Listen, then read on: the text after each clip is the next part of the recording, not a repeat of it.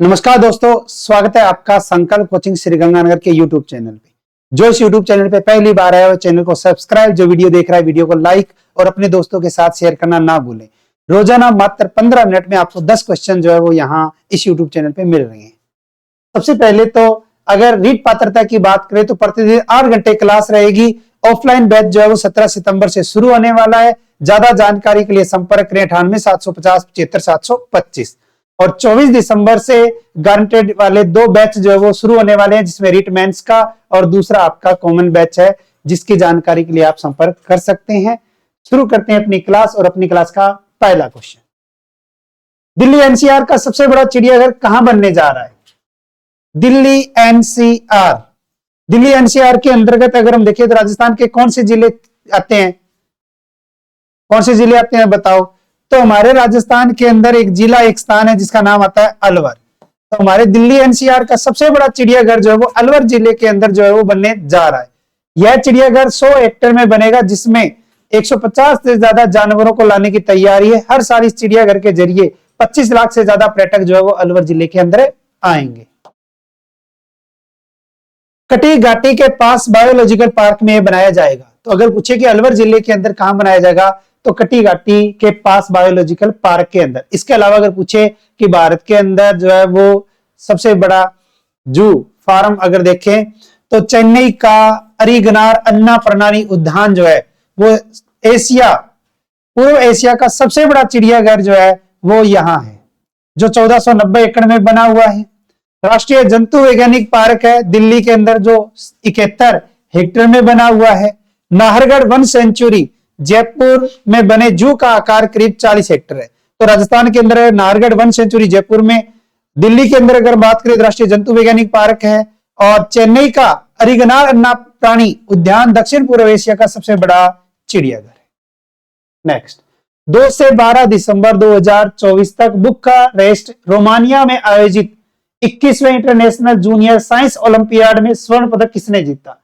आयोजन कब हुआ? 2 से 12 दिसंबर 2024 तक रोमानिया में आयोजित 21वें इंटरनेशनल जूनियर साइंस ओलंपियाड, इसका आयोजन जो है वो किया गया था आपके रोमानिया के अंदर, जिसमें हमारे राजस्थान के जयपुर की रहने वाली है भव्या गुमाल, और भव्या गुमाल ने जो है वो स्वर्ण पदक जीता है।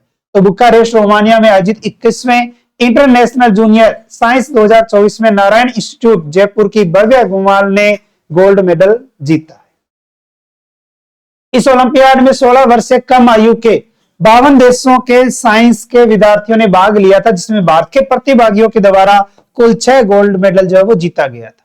टोटल देश थे 52, भारत से कुल प्रतिभागियों ने अगर देखिए कितने प्रतिभागियों ने, तो 6 प्रतिभागियों ने गोल्ड मेडल जीता।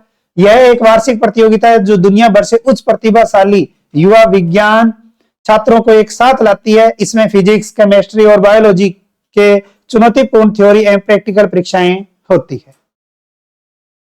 नेक्स्ट, उदयपुर में राष्ट्रीय नाट्य समारोह है उदयपुर नाट्य रंग महोत्सव 2024 का आयोजन कब से कब तक किया जाएगा? उदयपुर के अंदर आयोजन है और उदयपुर के अंदर इसका आयोजन 13 से 15 दिसंबर 2024 तक किया जाएगा। तो 13 से 15 दिसंबर 2024 तक उदयपुर के अंदर उदयपुर नाट्य रंग महोत्सव का आयोजन जो है वो किया जाएगा। इस महोत्सव में राष्ट्रीय कला मंदिर श्रीगंगानगर की ओर से विजय जोरा द्वारा निर्देशित जॉन स्टीन बैंक की कहानी पर आधारित नाटक ये आदमी ये चूहे का मंचन 14 दिसंबर को किया जाएगा। कहानी का नाटक रूपांतरण मोहन दादरवाल द्वारा किया गया। आमेर में आयोजित एजुकेशन एक्सीलेंस अवार्ड समारोह में स्वामी विवेकानंद राष्ट्रीय प्रिंसिपल पुरस्कार से किसे सम्मानित किया गया? अगर आप first grade, second grade, REET mains, PTI, ठीक है, इसकी तैयारी कर रहे हैं तो उसके लिए बहुत ही अच्छा और इंपॉर्टेंट क्वेश्चन बनता है। राजस्थान के अंदर स्वामी विवेकानंद राष्ट्रीय प्रिंसिपल पुरस्कार, तो इसका मतलब है कि इस क्षेत्र में, शिक्षा के क्षेत्र में, और शिक्षा के क्षेत्र में जब भी कोई बात आएगी तो आपके लिए इंपॉर्टेंट होगी। राखी निर्वाल, इन्हें यह पुरस्कार शिक्षा के क्षेत्र में उनके पिछले 26 वर्षों के समर्पण और उत्कृष्ट योगदान के लिए प्रदान किया गया।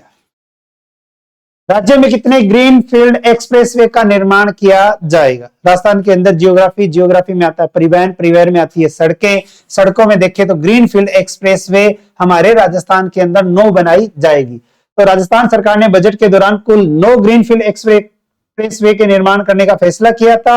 इन सभी ग्रीनफील्ड एक्सप्रेस में से एक सबसे छोटा एक्सप्रेसवे कोटपुतली, किशनगढ़, नीम का ताना, नागौर, अजमेर, सीकर के लोगों को सबसे ज्यादा लाभ जो है वो होने वाला है। जिसके तहत देखें तो इस प्रस्तावित ग्रीन फील्ड एक्सप्रेसवे की लंबाई 181 किलोमीटर होगी, जो किशनगढ़ के नेशनल हाईवे 48 और नेशनल हाईवे 448 से होकर कोटपुतली से पनियाला NH 148B तक सफर तय करेगा। राजस्थान में आने वाले कुछ नए एक्सप्रेसवे इन जिलों से होकर गुजरेंगे, यानी कि 9 एक्सप्रेसवे कहां से कहां तक गुजरेंगे? तो कोटपुतली से किशनगढ़, जयपुर से भीलवाड़ा, बीकानेर से कोटपुतली, ब्यावर से भरतपुर, जालोर से झालावाड़, अजमेर से बांसवाड़ा, जयपुर से फलोदी, श्रीगंगानगर से कोटपुतली और संगरिया से सांचौर तक जो है वो एक्सप्रेसवे का निर्माण किया जाएगा। तो राजस्थान के अंदर ग्रीनफील्ड एक्सप्रेसवे 9 और 9 में देखें तो ये जो है वो बनाए जाएंगे। नेक्स्ट, राजस्थान में दुनिया का पहला औद्योगिक जिंक पार्क कहां स्थापित होगा? बहुत ही अच्छा और इंपॉर्टेंट क्वेश्चन बनता है। राजस्थान के अंदर जियोग्राफी में आता है उद्योग टॉपिक, और उद्योग से देखें तो हमारे राजस्थान के अंदर एक स्थान आता है जिसका नाम आता है चंदेरिया। और चंदेरिया अगर है, पूछे कि किस जिले के अंदर है, तो चंदेरिया है आपके चित्तौड़गढ़ जिले के अंदर। और इसी चंदेरिया चित्तौड़गढ़ के अंदर जो है वो पहला औद्योगिक जिंक पार्क जो स्थापित होगा। Rising Rajasthan global investment summit में शामिल वेदांता समूह के चेयरमैन अनिल अग्रवाल ने इसका ऐलान किया है।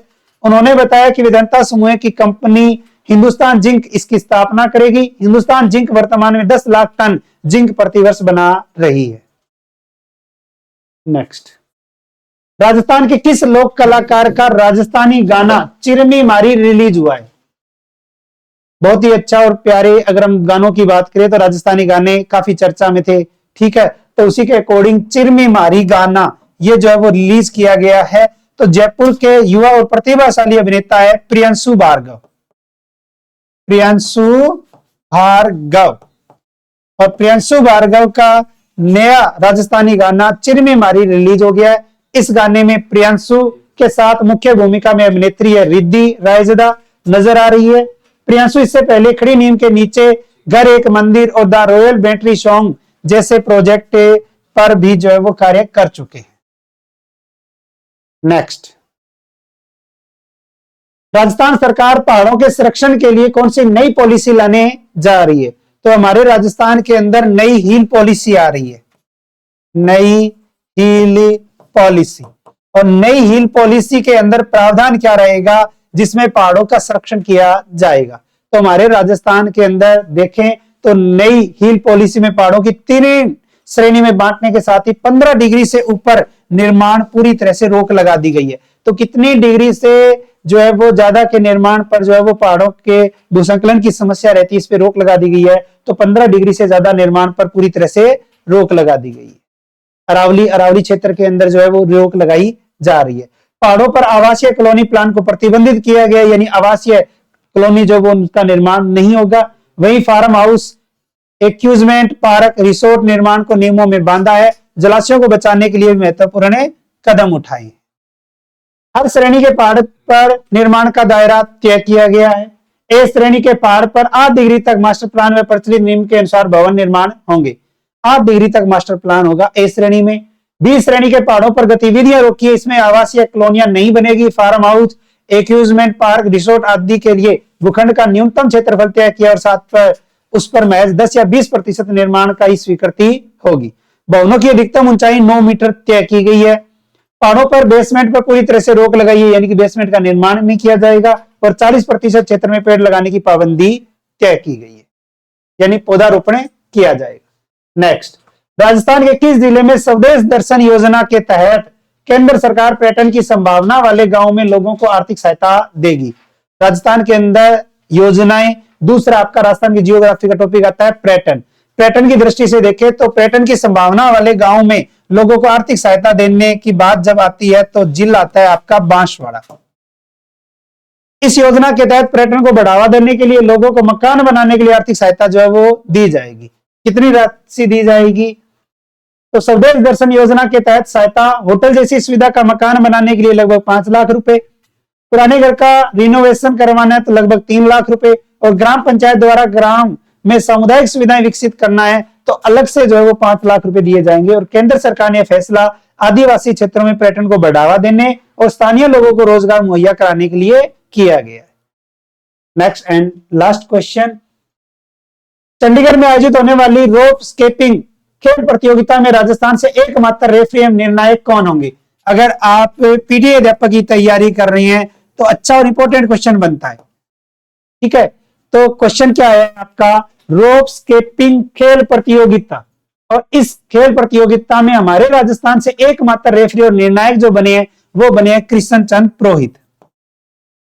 कृष्ण चंद पुरोहित, बहुत ही अच्छा और इंपॉर्टेंट क्वेश्चन बनता है खेल खिलाड़ी से। तो रोप स्केपिंग फेडरेशन ऑफ इंडिया द्वारा ऑल इंडिया रोप स्केपिंग खेल प्रतियोगिता चंडीगढ़ में पंचकुला में 15 दिसंबर 2024 तक आयोजित की जाएगी, जिसमें राजस्थान से कृष्ण चंद पुरोहित एकमात्र रेफरी में निर्णायक होंगे। ये खेल क्या है? तो यह खेल जापान एवं कोरिया में सर्वाधिक रूप से प्रसिद्ध है। इस खेल से रोप के द्वारा स्कीपिंग करना बहुत ही आश्चर्यजनक खेल है। इसमें स्फूर्ति, मोटापा कम होगा और लचीलापन के साथ स्टेप बाय स्टेप 980 तरह की क्रियाएं हैं।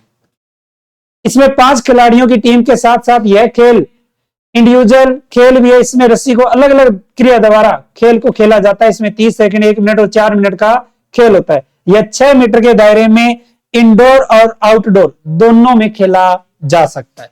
रोजाना आपको 10 क्वेश्चन इस यूट्यूब चैनल पे मिल रही हैं। क्वेश्चन देखते रहिए। जैसे महीना कंप्लीट होगा मार्केट में आपको इसकी बुकलेट मिल जाएगी। नवंबर महीने के अंदर जो आपको करवाया गया था, दिसंबर के जो है वो सेकंड मार्केट के अंदर बुक अपनी लॉन्च हो चुकी है। अक्टूबर में जो करवाया गया था वो नवंबर की फर्स्ट बुकलेट थी। जैसे ही महीना कंप्लीट होगा आपको इसका मैटर आपको मिल जाएगा। कल आपसे क्वेश्चन पूछा गया था राजस्थान की एकीकृत स्वच्छ ऊर्जा नीति 2024। वर्तमान के अंदर 7 प्रकार की ऊर्जा नीति अपनी नीतियां आई है, उसमें आती है स्वच्छ ऊर्जा नीति 2024 का उद्देश्य है 2030 तक कितने गीगावाट ऊर्जा क्षमता हासिल करना है? तो 125 गीगावाट। क्वेश्चन फॉर यू के तहत आपके लिए क्वेश्चन है, खेलो इंडिया राष्ट्रीय यूथ गेम्स 2026 का आयोजन किस राज्य में किया जाएगा? इस क्वेश्चन का आंसर आपको मेन कमेंट बॉक्स के अंदर देना है।